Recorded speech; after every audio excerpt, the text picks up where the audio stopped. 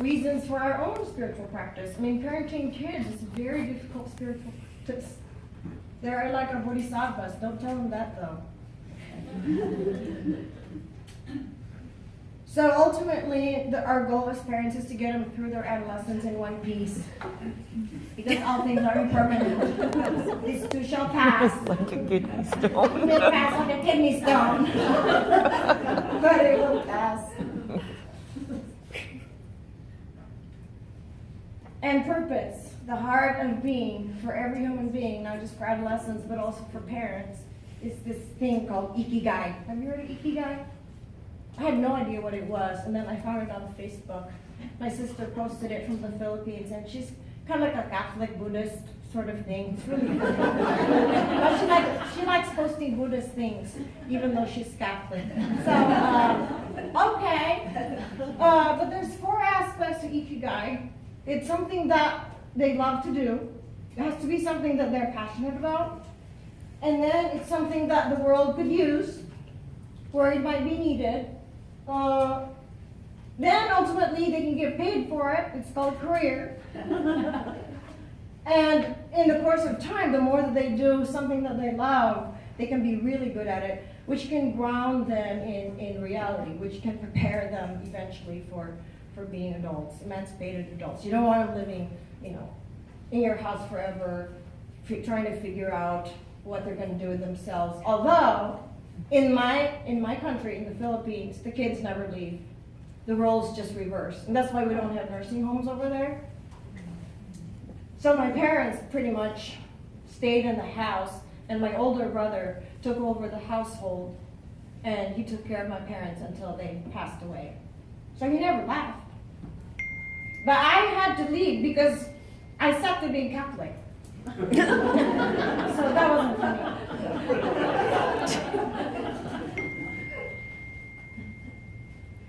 These are some resources that you can maybe look up. So sexual violence is very difficult, especially for girls. And I know Asian parents tend to be really protective, but that's a reality everywhere in the real world, in college, in the military, right? There's cyberbullying too that can affect them in that way. They can be very vulnerable to, ideas about their self-concepts when it comes to criticism from others, especially when there's violation of their boundaries that way, being groped or that happens.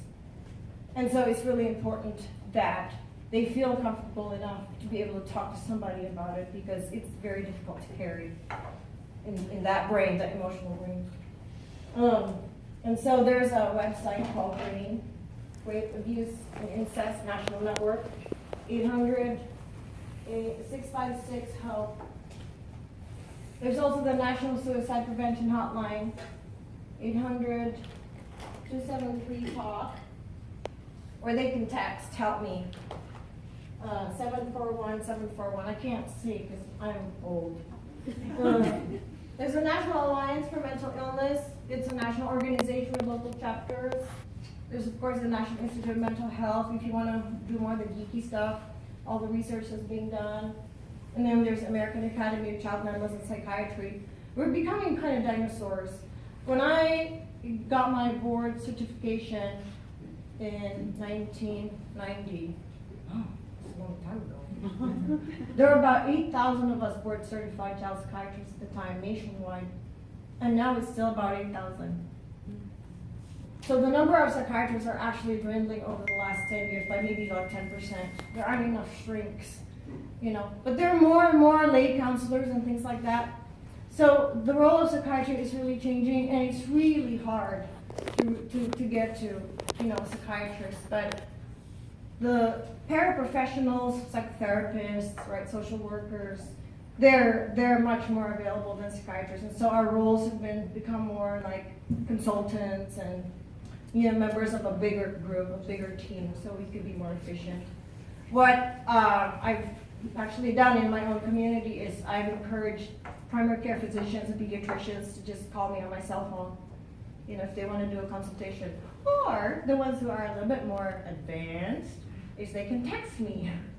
I like texting because I can sneak it, I can't always take a phone call, but. Okay, so just kind of to summarize, parents can maintain that connection. If you cannot do a face-to-face connection, you can have a wireless connection through their gadgets. Listening, that's really hard versus lecturing. Okay, my mother always lectured to me, and after a while it just sounded like the wow, wow, wow. Yeah. Yeah, the peanuts thing. Wow, wow. Emotional validation. So what that means is that you don't condone their behavior, but you can empathize with how they're feeling. Like, that sucks. They like that word, that sucks.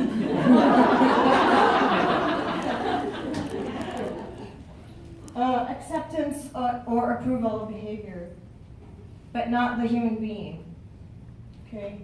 So be more specific about the behavior. I don't like that you came home late tonight without calling me. It's okay, just say that. But I liked it when you texted me yesterday. Make sure you balance it out with the other stuff, positive stuff. They seem to respond better to the Socratic approach, asking them questions instead of you giving the answers. I'm stressed. Well, what stresses you out? There's a test, and I haven't studied for it. Oh, well, what can you do about it then? Well, maybe I'll stay up all night then. It's like, okay, that sounds good. Would you like a snack? Because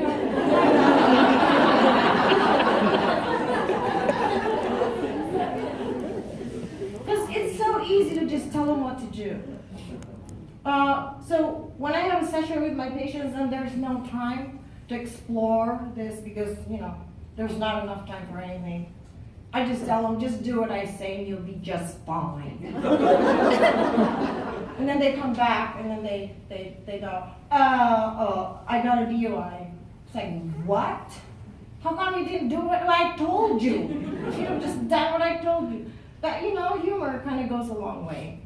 So they go, you sound like my mom, you're scary. Resources whenever possible. So we need to remember that even though they look like adults and they're bigger than us and they have more energy and they have better skin, they're really poor. They're poor and they don't know anything. They think they know everything, but I remember when I was 17, I was just clueless. Right now I'm still clueless. But at least I can clue in on my own cluelessness.